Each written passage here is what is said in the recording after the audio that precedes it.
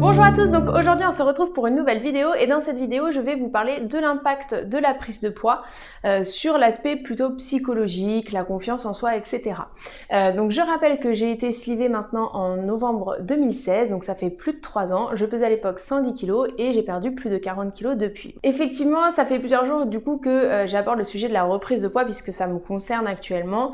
Cette reprise de poids, elle a aussi un impact psychologique.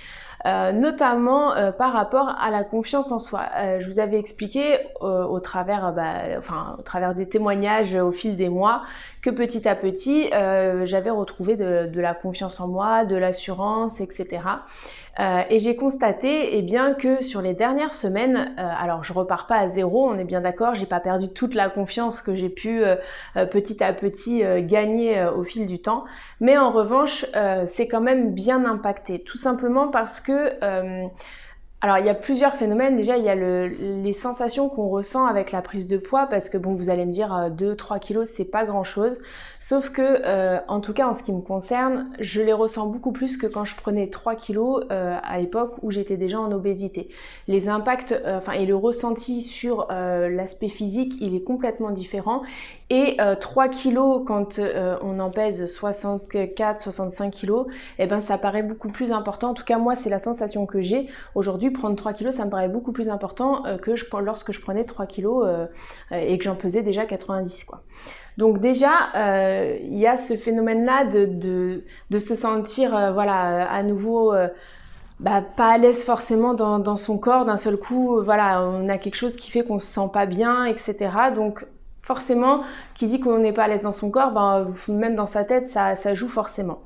Et puis, il y a aussi tout le questionnement qui se met en route, ce que je vous ai expliqué dans la vidéo d'hier, qui fait qu'à un moment donné, on se dit ouais, mais en fait, tout ça, c'est pas sûr, est-ce que j'ai pas eu justement un excès de confiance à me dire c'est bon, pas c'est gagné, mais en tout cas le plus gros du chemin est fait, et d'un seul coup se dire en fait non, peut-être pas, peut-être qu'en fait le vrai chemin il commence maintenant. Donc voilà, ça déstabilise en fait, c'est vraiment ça le mot, ça déstabilise énormément. Et du coup, même sur le moral au quotidien, ça joue, c'est-à-dire qu'il y a des jours où je positive, etc. Donc je garde en... Il y a des jours, il y a des jours.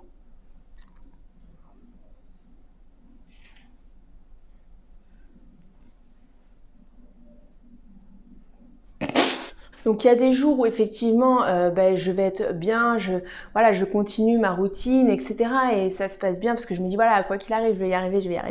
Mais il y a aussi des jours où ma routine je la conserve, mais où je doute beaucoup, où je me dis malgré que je mets tout ça, est-ce que malgré tous mes efforts de sport, l'alimentation, etc., est-ce que ça va suffire? Et ces jours-là, je me sens... je reste positive, mais en tout cas je sens que je me sens quand même un petit peu aigrie par ces questionnements, que ça joue, je suis positive, mais il y a quand même quelque chose qui me tracasse quoi, clairement c'est ça. Et voilà, donc du coup je voulais quand même vous faire une vidéo à ce sujet là, parce que il y a quelques temps de ça, je pensais quand même que tout ce gain en confiance, etc., c'était quelque chose que j'avais vraiment acquis, et que c'était la perte de poids qui m'avait permis effectivement petit à petit de gagner cette confiance.